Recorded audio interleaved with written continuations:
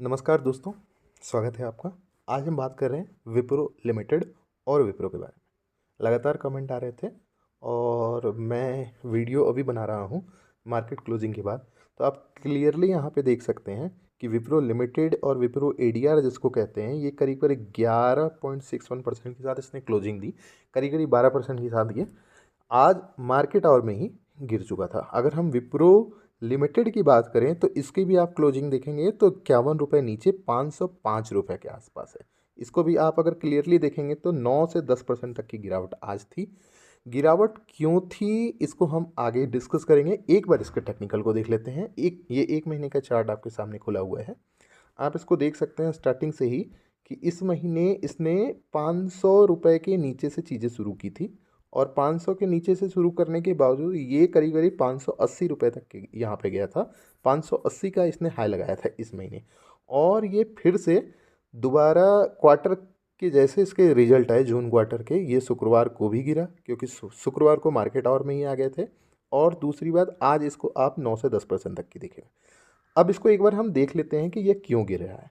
तो हम देखेंगे कि इसने जून क्वार्टर के रिजल्ट को क्लियरली मिस किया है और इस कारण यह शुक्रवार को भी गिरा और आज भी गिरा। आज इसने 9% का लो यहाँ लगाया और एडीआर जो है यूएस लिस्टेड विप्रो एडीआर, उसने 11.5% का लो लगाया जो फ्राइडे नाइट को भी था और वो आपको अभी पिछले चार्ट में भी शो किया गया। एक बार इसके टारगेट को देख लेते हैं कि अब आपको क्या करना चाहिए। तो आप अगर देखेंगे तो अभी इसके नेक्स्ट क्वार्टर को भी आप देखेंगे तो सितंबर क्वार्टर के रेवेन्यू ग्रोथ जो एक्सपेक्ट है वो भी -1% से 1% है, जो कि कांस्टेंट खराब ही कहा जाएगा इसको। तो अभी इसमें बिल्कुल भी रिकवरी की कोई उम्मीद नज़र नहीं आ रही। तो नेक्स्ट टारगेट क्या बनेंगे हम उसको एक बार देख लेते हैं। तो ब्रोकरेज फर्म सिटी के आप अगर टारगेट को देखेंगे तो आपको क्लियरली यहाँ दिखेगा कि इसने 495 के टारगेट दे रखे हैं, यानी करेंट प्राइस से कम 10 रुपये और कम। लेकिन अगर आप मॉर्गन स्टैनली की रेटिंग देखेंगे तो इसने भी अंडर वेट कर रखा है और इसने और भी करीब करीब यहाँ से 8-10% और नीचे 459 रुपये का टारगेट दे रखा है, जो कि विप्रो इन्वेस्टर को बिल्कुल भी पसंद नहीं आएगा। अगर आपने ऊपर बाइंग कर ली है तो आप क्या करें।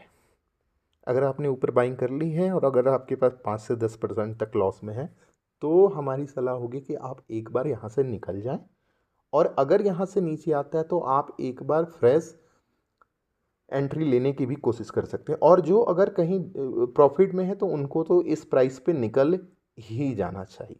और क्योंकि क्वार्टर टू क्वार्टर रिजल्ट देखेंगे तो अगले क्वार्टर तक के भी कोई चांसेस नहीं है। तो लगातार ये फिर से आपको 450 के आसपास देखने को मिल सकता है। तो अभी तो एक बार सलाह होगी कि आप एक बार यहाँ अगर कोई प्रॉफिट में है तो प्रॉफिट बुक कर लें या फिर लॉस करके निकल जाए। धन्यवाद दोस्तों।